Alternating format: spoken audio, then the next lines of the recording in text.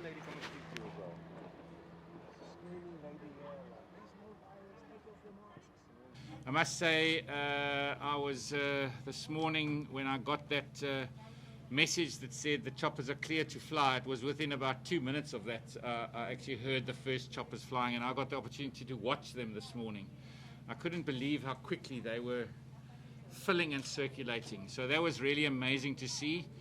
And of course, we've had that sound across the city the whole day today, and that's a reassuring sound, because that sound, it tells us that we're able to really now put water on the fire, which we weren't able to do when those high winds were blowing. But yesterday I promised that I'd come down here to say thank you very much to the team based here, also so that everybody could see the kind of volumes of goodwill that gets delivered here. I saw as I arrived an ice cream truck loading off a whole lot of ice cream. So it's just amazing to see what gets dropped off and the goodwill of our citizens, and that's really much appreciated. But of course, it's also to come and say to Arlene, who has been running operations here, to say to you, thank you so very much. Your leadership, of course, is what really counts when it gets down to the coalface.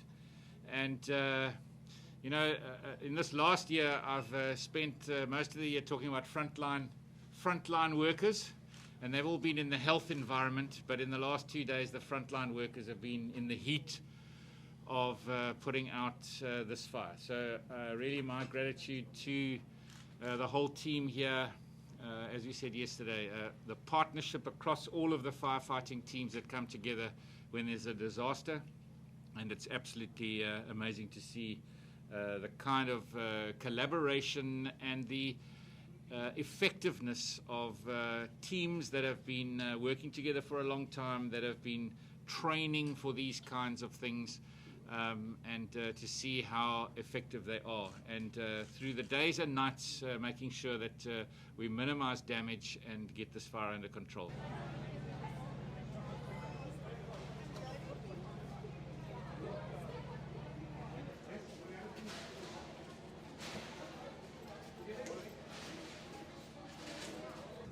From where we are from yesterday, I have 2 branches in operation still, with 4 helicopters, well, 2 Oryxes and 2 Hueys, doing active firefighting. Today we can utilize our aerial appliances, unlike yesterday, which we had windy conditions. So the 2 areas we're basically concentrating right now is at Devil's Peak and at UCT, where we're doing some damping down at the facility. We've also got an aerial appliance in there, so that we could better damp down the area at that. And also our firefighting crews. Yesterday they worked tremendously, and they made heavy inroads on where we were. They actively fought the fire without any aerial support, so big ups to our firefighters as well.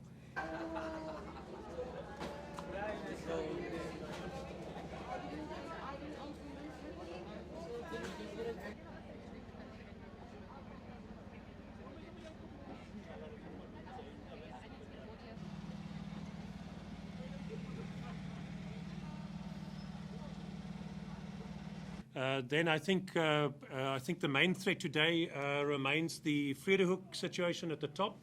Zonnebloem is closed off now. The Philip Gosana threat, those are under control. It's only damping down now and controlling the little flare-ups, which they've had to do. But with the assistance of the aerial firefighting appliances, that is much easier. The main threat remained this morning, Vredehoek. So fire pushed in 4 sections of staff. Of seasonals, the seasonals that you put in there, of the seasonals that went in there this morning, and with Sandparks jointly, they were going to, we anticipated them making reasonably short change of the flames there, which were slowly creeping towards the houses and the tree line there behind Bridleway. So that situation should be under control during the day. And then we moved to the phase of starting to do more serious damage assessments, so how much was lost, and the post-mortem around what do we learn from the fire, and what measures need to be put in place to prevent recurrence of any of this, if possible.